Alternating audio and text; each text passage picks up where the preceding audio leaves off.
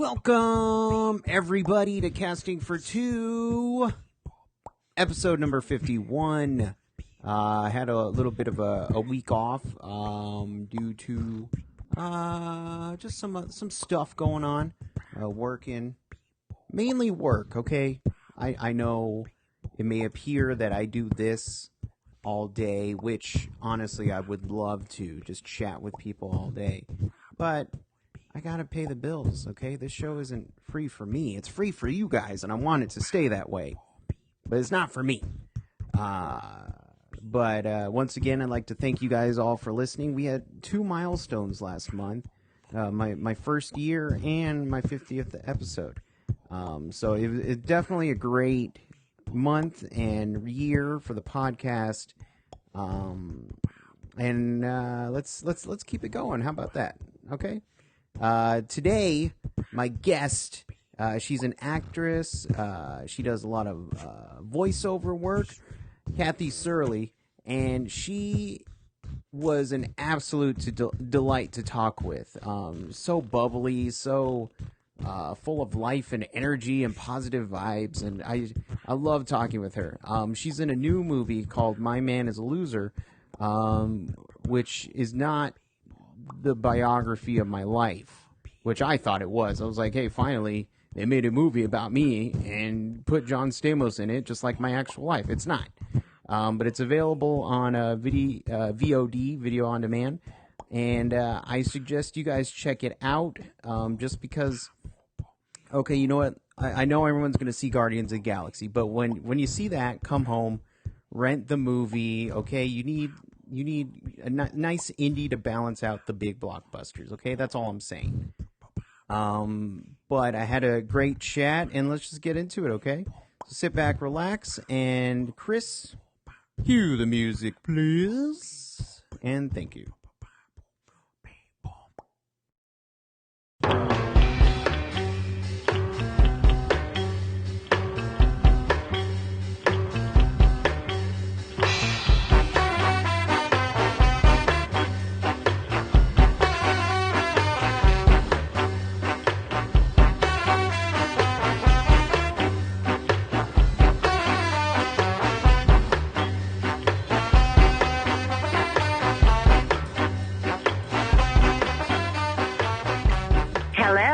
Hello, Kathy? Yes, is this Chris? This is. How are you? I'm good, and yourself? I'm good. Now, where are you based? I am based in Chicago. One of my favorite cities. As I just moved here, maybe 2 months going on 3. My gosh. So, it really hasn't been that long. How do you like it so far? I like it. I have, I moved out here for a job, and for the job, it kind of demands a lot of hours. So yeah. I still have yet to venture fully into the city.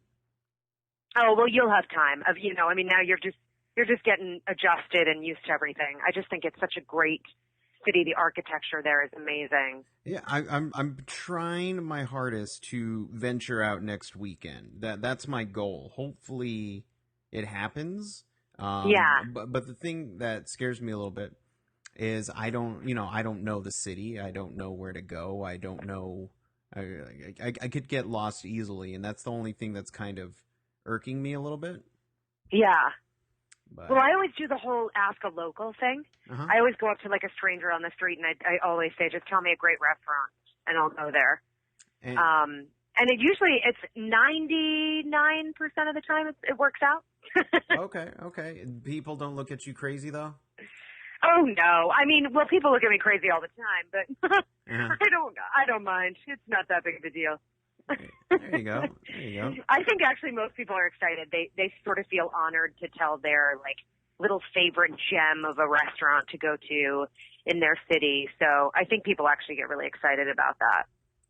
Yeah, no, definitely. And you're from a big city too, or you're living in a big city. You're in New York? I am. Yeah, I'm in New York, and I was born and raised about 30 minutes out of the city.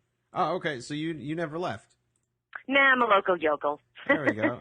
And what is it about New York that keeps you there? Gosh, I think there's so many things. I think for example, last night I was walking and a few people came up to me and they were asking for directions. And then we all just struck up a conversation. Mm-hmm. And I thought, this is fantastic. And it really only happens in New York, where you get to meet all walks of life. And I know a lot of people say New York isn't the friendliest of cities, but I actually think it's kind of amazing. You just have to, make eye contact or say hi to someone. And you just don't get that in many places. Mm-hmm. And I love it. And the hustle and bustle is actually what gives me adrenaline too, because everyone's here for a reason and a purpose. Mm-hmm. And there's something really beautiful about that everyone has goals here living in New York. Right. Well, I And mean, it's sort of inspiring. No, yeah, definitely. The thing that is, as a non-New Yorker, I went to JFK, and that's my New York experience right there. Well, that airport is never fun. No, I was maybe 12, 13, around that age, so I don't really remember much of it. Yeah. But I mean, from an outsider, the stigma that New York has is that, yeah, everybody's unfriendly and you don't look at anybody, just do your thing, follow your own path, whatever. So I'm sure a lot of people, like tourists, when they go and visit, that's in their mind, and then they just keep to themselves the entire time, something like that. So looking up makes sense. That makes sense to me. I know. And I kind of hate that stigma because sometimes I think because I've lived here for so long, I forget how amazing New York is. And oftentimes when a tourist will, talk to me or ask me a question, I forget, and I look up and I look at the Empire State Building, or I'll look in Times Square and I'll think, this city really is incredible. And for anyone that's never been here, it is a magical place. It's kind of the center of the universe of entertainment and, like I had said before, all walks of life. And so oftentimes I think as a New Yorker, when a tourist or someone who's never been here before actually addresses you, in my situation, it actually makes me love New York a little bit more, because then I see it through a stranger's eyes and I realize, yeah, hot damn, I live in a good city. Like, I'm pretty freaking lucky. Yeah. Yeah, no. And see, I grew up kind of in friendly areas. I mean, I grew up in Salem, Oregon, which is nice, very friendly there. I'm the type of person where if, I'm walking on the sidewalk and you walk past me, I'm going to look up and say morning or hi or something like that. Yeah. And then I went to school in Victoria, British Columbia, which is off of Vancouver. Oh, wow. Yeah. So of course everybody's friendly there. Yeah. So and then I moved to Texas, San Antonio, Texas. How is that? Everybody is not as friendly there. I was gonna say it doesn't. I've actually never been to that part of Texas, but yeah, I haven't heard the best stories there. And it's one of those things where San Antonio is kind of a melting pot because there's an army military base there, so you get all sorts of walk of life, and people are they're not rude, but they're just not as nice. I say bless you. Yeah, everybody's sort of focused. Exactly. I say bless you. I expect a thank you or an acknowledgement. I said bless you to this one guy, and he said, "Oh, great, I've never been blessed before," and I was just sorry. Sorry about that. I know, and gone are the days of people saying God bless you. I miss those days. Mm-hmm. I don't like the gesundheit. Yeah, it just sounds weird. I miss the days of bless you. Yeah, I think it's lovely. And that guy was probably just having a crappy day. Yeah, for sure. Well, next time you sneeze, I'll say bless you, okay? Well, thank you. I appreciate that. I don't want you to work on a sneeze right now, but if it happens... I'm gonna build it up. Exactly. And also last week around this time I was in Austin, Texas. Oh, I love Austin. That's one of my favorite places. Yeah. I love it there. Yeah, because I've only been there one time, and it was just kind of a in and out. I was only there for 30 minutes, And people there were friendly. People would look at me, and I would say morning, and they would say morning, and I would say, "Oh, wow, I'm not used to that right now."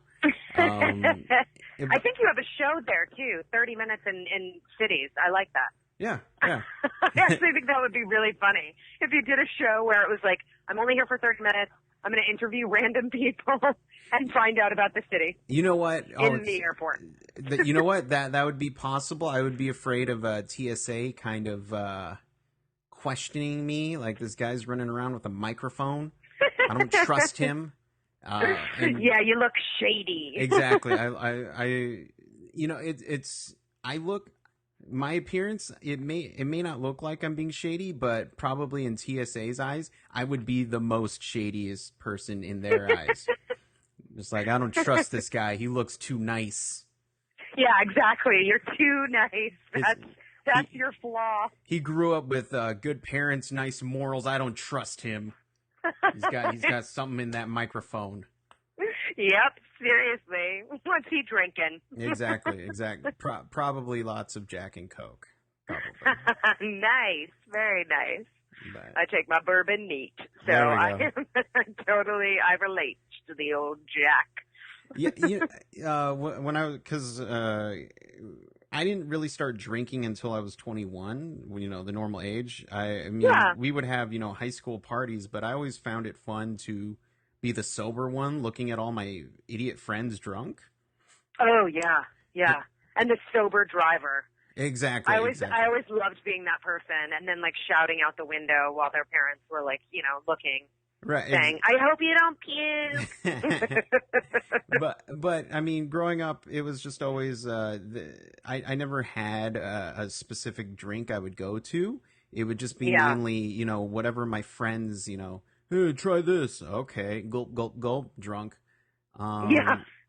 But I now that I'm older, I've really clinged on to the Jack and Coke. Mainly, it's good. It's a classic. It is. It's very classic. The reason why I like it is because whenever I used to have house parties when I was over 21, I never liked to associate drinking with being at home. Because then, I'm at home, chilling, watching a movie. Hey, let's have a drink. And then next thing you know, I'm drinking by myself alone in my home. It's a little depressing in my eyes. Yeah. So I'd rather go to a bar and drink. Yeah. But I can always fool my friends with a Jack and Coke. Because it's Jack and Coke. Really, it's just Coke. That's it. I like that. I like that. Exactly. So that's just my little thing. Good party trick. Exactly. So this is Party Cast. So for people who want to know good party, drinking skills, or Travel Cast, all the friendliest spots. Yeah, I like it. I'm just going to spawn so many podcasts. It's going to be amazing.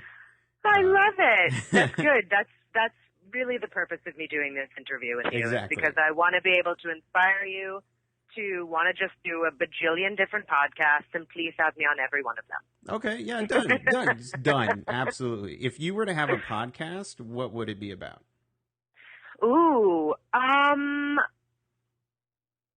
think, you know what, actually, I would have a dating podcast. A dating? Okay. What would be consistent? Like, what would this... like the online dating and just like men and women's perspective on dating. But it would all be sort of around the online world because I'm very fascinated by it. Everybody has different experiences. And I wish that more people would sort of talk about it because there are a lot of men that have similar experiences and women that have situations that happen to them, and they're like, what the heck? How did that happen? And I just wish that we could kind of open the lines of communication and almost have it like every week where it was different people talking about their experiences, and then at the very tail end you have like an awesome therapist who kind of gives like tidbits on like little dating advice and, here's what you should do and what you should think about. So I think it would be, dating website, dating podcast. I like that. One of the very first concepts of the show is that I wanted every episode to be a first date with me. I love it. Because I mean, and really, even though I don't advertise it, it really is. It's me and another person, in this case, you, chatting, just getting to know one another. Yeah. And so that's why I was trying to think of names, and I was thinking reservation for two. What about podcasting? Casting for two. Boom, done. So. Yeah. No, I know. I love it. I love it. I always thought it'd be kind of fun to start up a magic podcast, simply because nobody could see anything. It's just a magic podcast that's all audio, and it would be the dumbest joke ever. And sometimes you wouldn't hear anything either. Exactly. And then silent magic trick. And you just have it keep going on, and then before you know it, the episode's over. I think that's great. I think you have yet another podcast. See, this interview is going really well. I feel you're going to have a different theme every day. Yeah, I guess I should just quit my job and just do this for a living. Wouldn't that be nice? Do it. Oh my gosh, that would be so nice. Well, you never know. There you go. But how's your day going?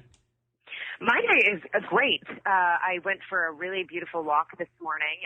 It's a little hot in New York, but it's not raining right now, which is great. So I walked the Chelsea Pier area because I just think it's so beautiful over there. And then I came back here to chat with you and chat with a couple other people about the movie and everything. So yeah, it's been a good day so far. Okay, right. It's funny because for some reason my parents will call me and say, "How's the weather? Like, are you swamped?" And I look outside and I go, "What are you talking about, swamped?" And I was just, "Where are you getting this information? I don't get it." And they said that they were doing weather for the New York area. Oh yeah. And I said, I don't live there, right? Maybe they're hoping. They're hoping exactly. that you can get there. Yeah, eventually, sure.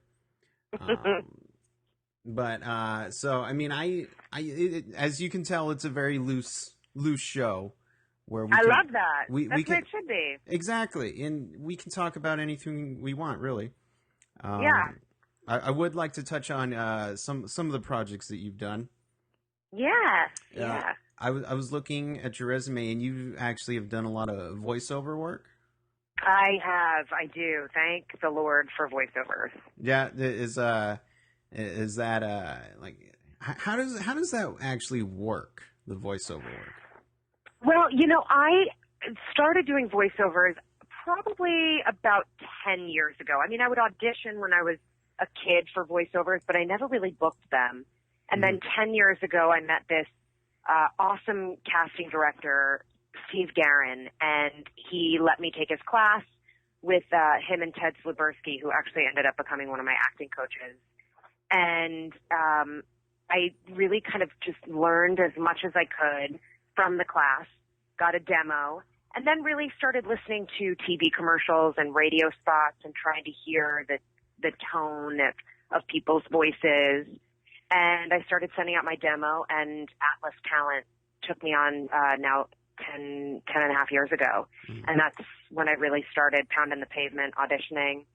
I think the best thing I can say about voiceovers is that it's acting in front of a microphone. Mm-hmm. I think a lot of people think, oh, I should do this, this, and this. And it's like, well, no, you are acting in front of a microphone. Imagine that someone can't see you. They need to feel it still, so they have to hear it through your voice. And I love it. It's so much fun. Radio spots, TV spots, the quirkier stuff that I do. It's just great. And it also doesn't matter what you look like, and I enjoy that. Mm-hmm. I enjoy wearing elastic waist pants to work. Right. Now, is it a little bit hard? Because I know I talk to a lot of actors, and I'm very interested in how people get into character. And a lot of the responses I get are, "Oh, they put a ton of makeup on me and prosthetics and all that stuff, and then I just feel like that character." Is it harder for voiceovers as far as, because you don't have all that? Yeah, I mean, I actually think it's hard, but it's also easy because no one sees. So you get to create the sort of backstory and the idea that you have with these characters that you're playing. But a lot of the times they're close to you. They're close to who you are. On the rare occasion that we do animated stuff, then you're a character. And that's really when your imagination gets to run wild and you can be whomever you want. I am the kind of person that, you know, I like to wear, I mean, I make a joke about elastic waist pants, but if I'm playing a role and it's via a voiceover, I will sort of dress in the style of what I kind of imagine that character would be wearing, if it was a dress or just a pair of jeans or whatever it may be, just to feel sort of in the vein and style of that role. Okay. But I do love it. I really think that it's one of the most wonderful art forms in our industry that people don't really talk about. And there's a lot of amazing actors that do voiceovers. I love the game of sitting and watching commercials and saying to my mom and sister, you know, who's that? What celebrity is that? Yeah, no, and it's funny because one of the things that I mean, as far as, you know, award seasons, you know, it's really about, you know, dramas and you know, I can cry on command, and I have a, you know, some other like personal struggle, whatever. But for sure, the one thing that I wish would be, you know, kind of more publicly seen is voiceovers and like motion capture stuff. Just because I mean that even with the Planet of the Apes movies that have been coming out, I mean Andy Serkis just crushes all that stuff. Yeah, Motion capture and just like you said, I mean it's really performance driven, and you have to feel something. Even and you have a harder time because you have to do that with just your voice. Yeah, but it's so great. Mm-hmm. I mean, really, you know, when you can transform into, you know, I played a little like 8-year-old boy, and when you get to do that, it's so fun, and physicality, and I would never be able to play that on camera. So it's great to be able to live that life through voiceover, and it's so much fun. If anybody saw me in the booth, though, when I record things, they would laugh because I'm very physical when I'm recording things. So I have a tendency to move my arms a lot and not move around too much that the microphone doesn't catch my voice. But definitely the physicality, I think, is a huge part of it for me. And do you have a favorite voiceover experience? Gosh, I have so many. I mean, I have so many. I'm very, very blessed when it comes to the voiceover work that I've done. I have been doing a continuous. I'm not allowed to say what it is, though. Unfortunately, I'm so sorry. But I do a particular character that's TV commercials, and I love that because it's very fun and a little charactery, and the clients are amazing, and they just love us, and they let us play and let us improv, and I think that that's so much fun. And when you get to do that with another actor in the booth, that's when magic happens, and things will come out of your mouth that you'll say, wow, that, you know, will never work on air, but it's really funny, and they have it just sort of for their own reels just to have and laugh at or make a ringtone out of. I've done some really silly voiceovers where we've made jokes that we're going to turn them into ringtones.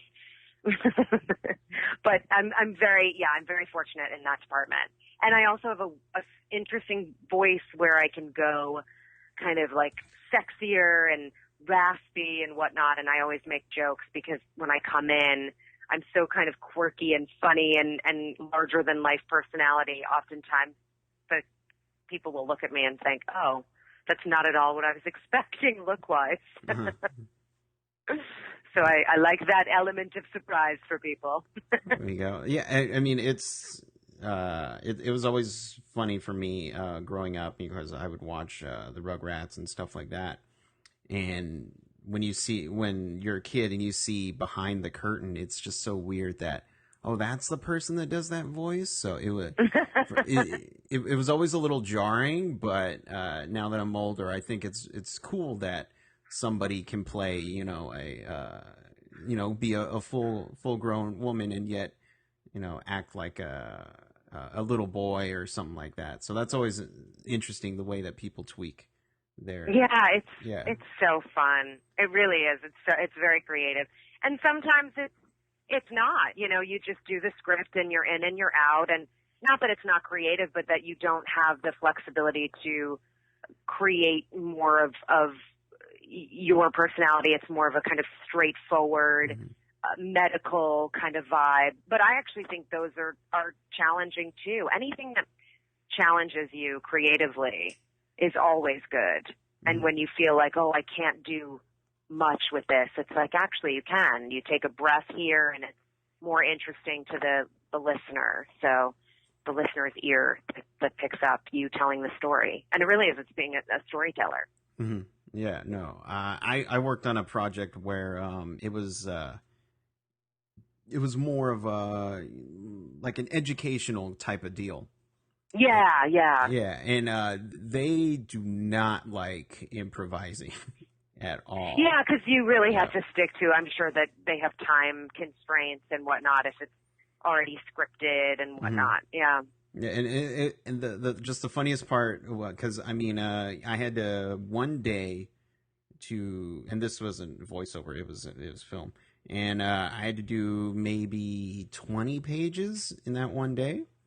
Yeah. And they wanted the dialogue like exact, and that was always kind of hard for me because I'm not really an actor. I just have fun, and B, I don't really talk properly. I say yes, you do. I say dude a lot, and stuff like that. But this was, I asked him who wrote this. And, they were, scholars from Harvard. And I go, well, I can't compete with that. I mean, come on. Can I throw in a dude? Let me throw in a dude. And no, they didn't like it. They didn't like it. Oh, well, they're missing out. That's okay. That's okay. So how did you get into acting? I started when I was a kid. It was something I've always wanted to do. My parents were kind of hesitant when I was younger because they didn't want me to feel rejection and take it on and feel like it was a personal thing. So they were nervous in the beginning, but I kept begging, and eventually I was scouted when I was about 12 years old by a manager who had come to my school, and they had seen me perform. I think I was in the choir. And then we had a meeting with them, and my mom and dad said, okay, if this is really something you want to do, but the minute you start to feel like it has something to do with you, that you feel like you're not good enough, we're pulling you out. And I said, okay, I promise. And they were great. They were so supportive, and they would take me to auditions, and I started doing commercials and little bit parts here and there, which was great. And it was just something I knew I always wanted to do. And even before I started doing it, just the sound of laughter was the most sort of euphoric sound that I had ever heard. And I knew, how can I make people laugh? Mm-hmm. And so that was my goal, and it still is to this day. Yeah, no. If I can, because I had when I was younger, I was this little quiet, shy kid. And then I made, first day of 7th grade, I made people laugh, and I go, oh, I like this feeling. This is a good feeling. Yeah, it is. It really is, because, I think people cry. We have everyone has a tough life, some harder than others. Mm-hmm. And it's easy to kind of go down the negative road and really feel the pain. And if you can make someone laugh and take them out of that, that's the best gift that you can give someone. Mm-hmm. And it really is. It's a gift. And I think that those of us that can do it and get paid for it and get our work out there, we are very fortunate. And the gift to us is when people laugh and they respond, and we take them out of their everyday life for a little bit. Exactly. That's the goal, people. It is. Keep laughing, please. Exactly. It fuels us. It does. It fuels our soul. Were your parents performers, anything like that? My mom was a writer back in the day, and then my dad was a model when he was in his early 20s. And there's always been creative sides of my family. My sister is also an actress, and I think, it's always sort of been in the family. And then my other sister is in. It's kind of hard to explain, but it's a form of product placement. So she's in the entertainment industry, but just the sort of other side of it, the marketing aspect of it. Okay, yeah. So she's the smart one of us. Yeah. The one that actually makes good money and has stability. Yeah, exactly. I stand here, and they say, tell me to say that. But I think, it's always been a part of the Searle side of my family, and then the Coughlin side of my mom's family. There's creative energy from both sides. So I definitely got the mix of the two. There you go. Yeah, it's it's funny because I mean a lot of. Even with my family, there are a lot of personalities for sure, and I'll see my sister has the more the businessy side, the driven side of that, and I don't know. I guess that's part of. I want to say it's a little bit both my parents, but I'm more of the artsy fartsy. I see a butterfly outside kind of guy. Oh, that's great, though. That's great. Every family needs that, too. Yeah, exactly. I think it's a nice balance. Exactly. We're a good balance. She's the more stable, and I'm the ticking time bomb that Not at all. That can blow up. No, I'm just kidding. Let's think of it like this: the realist and the dreamer. There we go. Right? Exactly. Every family has that. Yes. Or needs it. Exactly. I just keep things interesting. That's it. That's always good. But so let's talk about this movie. Yes, My Man is a Loser. Coming out July 25th. There we go, July 25th. Is that going to be limited or? It's limited and on demand as well. So you can sit in the comforts of your own home and eat some yummy food and hopefully laugh. There you go. No choking. No choking. Just laughing. That's true. Actually, eat before the movie. Eat before, drink something during the movie. Yes. There we go. Yes. Well, apparently I get much better looking as you keep drinking. So drink a lot during the movie. No. So what about this movie attracted you to do it? I loved the script. From the moment I read it, I remember saying to a friend of mine, I have to book this. Mm-hmm. And they had said, but it's a lead role. Like, how is that going to happen? They're probably going to cast a celebrity. And I said, I don't know, but I have to book this. And I ended up working with my acting coach, Anthony Abeson, and he and I really worked the material. We talked about it. And I went to the audition, and I thought, I loved Leanne. That's the character I play in the movie. She is kind of a workout nut. She is filling the void by working out quite a bit. So I remember buying I think it was like a Lululemon workout outfit and wore heels to the audition. So I had exercise gear and heels on. And that's kind of what I imagined Leanne to be, that she was just this very strong, funny, no bullshit kind of woman. And I wanted to make her come to life because I thought she's so funny and she's so real. And I'm not a mother. I'm not married. But there was something that I related to with her, and I loved getting to play her and get to play opposite Michael Rappaport. That was such a gift for me because I was a huge fan of him and became a bigger fan getting to work with him. And the fact that it was a first-time writer-director, Mike Young, is so talented. He's a stand-up comic as well. Mm-hmm. And this was his directorial debut, and I just think that he gave us the freedom to play with each other and really make relationships come to life. And you can see it, especially the chemistry between John Stamos, Michael Rappaport, and Brian Callen. It's like you're watching three best friends. I mean, their chemistry is amazing. And Heidi Armbruster, who's the other lead actress with me, we just became instant friends. Mm-hmm. So it was really just a cool process to be a part of. And because it's summer movie time and all the big budget action movies are coming out. I always like to around this time take a look at a bit more smaller scaled movies, and stuff like that. So for sure, I'll definitely be checking this out next week. Oh, thank you. Yeah, it is an exciting time actually I think there's really great independent comedies and dramas happening right now. I just saw that movie Begin Again last week. I'm going to see that Friday. Oh, it's so great. I have to say, it's a phenomenal film. I loved it. And it's exciting. And even a smaller budget movie like They Came Together, the Amy Poehler, Paul Rudd, also produced by Lionsgate. I loved it.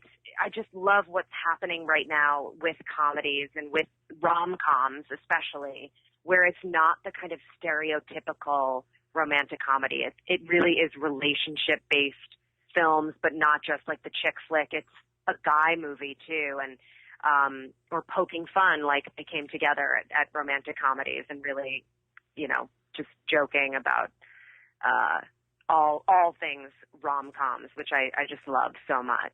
So I think it is a good time for people to, yes, they can go see the kind of Transformers and all those big budget blockbuster movies, and then the next week go see a really lighthearted, fun film that you walk away and you feel good about. Yeah, no, and it's when it comes to movies about relationships, I'm always dying to see them because for some reason, because I do a little bit of writing, I shoot short films and stuff like that. Oh, that's fantastic. Writing about relationships is kind of, I don't want to say easy for me, but it just comes a bit more natural to me than like a big sci-fi movie or a big action movie. I'm fascinated with relationships, how people meet, and all that stuff. So I just love all things movies about relationships because me too. And adding a relationship, it kind of spices up a movie. It really does. It does. It's and it's art imitates life. Life imitates art. It's really funny, and you go see these romantic comedies, and there are moments that you think, "Oh gosh, that's me," or "I've been there," or "I want that." Right. Does that actually exist? Can that exist in real life? I think that's why I love romantic comedies so much, because it really does give you hope that that person is out there that can be that romantic man, and or for the men, the romantic lady, or vice whatever. Yeah, just that exists. Those people exist in the real world. Exactly. So everybody go watch romantic movies. And start with My Man is a Loser. Yes, please. And tweet me and let me know what you think. There we go. And speaking of people following you, where can they do that?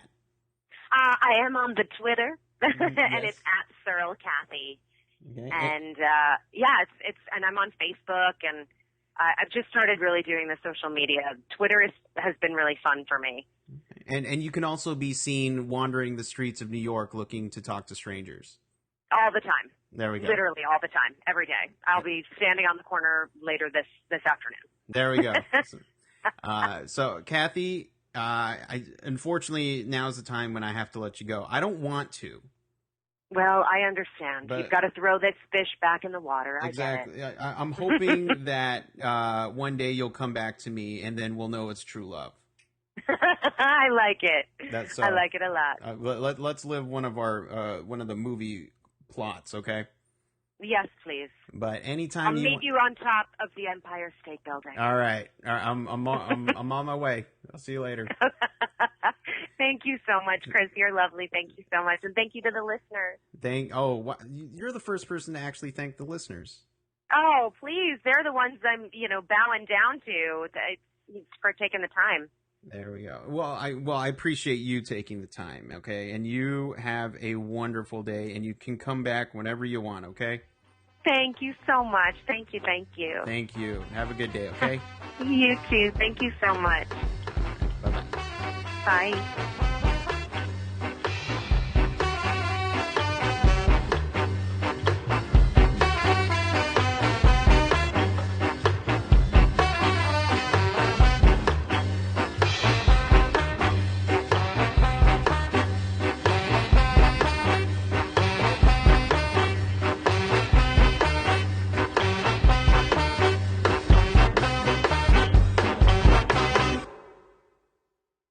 Hey guys, just a quick reminder, you can always catch up with these episodes on castingfor2.com. You can also follow me at Twitter at castingfor2 or send me an email at castingfor2@gmail.com.